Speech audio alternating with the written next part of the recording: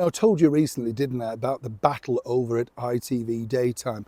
You know, the one where basically all the people, all the stars of ITV Daytime, and I use that term loosely, right? Well, they're all battling to save their careers. You know, the people from This Morning, Loose Women, Lorraine, Good Morning Britain, GMB. Yeah, well, apparently national treasures that we can't do without. And apparently we all love them so much that, well, so much that nobody's watching.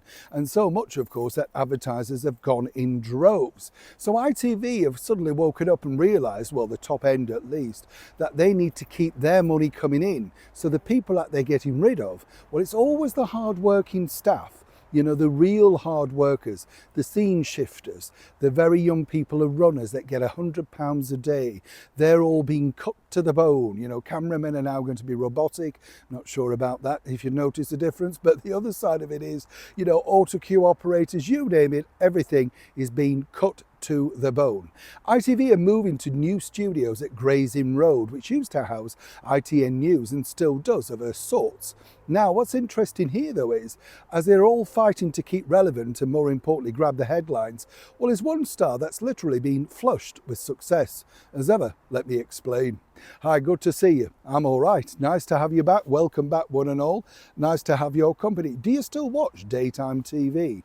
I don't knock anybody who does, but, you know, I sort of feel that they don't entertain you enough. You know, I think I prefer the old retro channels there. They may, even if they show old game shows, at least it gets the brain matter going a bit, doesn't it? You're thinking, yeah, I remember that question or whatever. I love these things where they say on the cooking shows, you know, the daytime ones, oh, here's staple cupboards that you've got in your, you know, things that you can just knock up, and suddenly it's a really expensive recipe. You look in your own cupboard, there's a tin of spaghetti hoops, and you think, right, what could you do with that? Not much, I assume. As I said, the stars are frightened to pieces simply because they know they're all facing the axe. And while they move over to brand new studios at Gray's Inn Road, which is a less than salubrious area, some people might say, particularly when you're in the old BBC building, which was at, of course, White City, the home of so many famous productions. The BBC sold it off and turned half of it into flats, and then kept a few studios and rented it back. BBC studios are now too expensive, so ITV have decided to concoct their own. Nothing wrong with that, and one of their biggest star presenters is this woman, Susanna Reid. Not only is she on £1 million+ a year for 3 days a week, reading an auto cue and tossing a locks back and wearing various degrees of eyewear, well, she's also the executive producer too. Now, what's interesting here, I find, is this. You see, there you go, there's Susanna Reid, as I say, over £1 million a year, and according to sources, well, you see, they're really struggling cash-wise with the studios at Gray's Inn Road, but not for La Reid. Apparently, she's going to be having her own convenience. Oh, yes. Now, I'm not knocking this because I can understand anybody who does breakfast TV, you've got a finite time to make that commercial break. You know what I'm saying, chums? I get it. But of course, according to that, it's only for her own personal use. The queen of breakfast television and her own throne. You get the picture.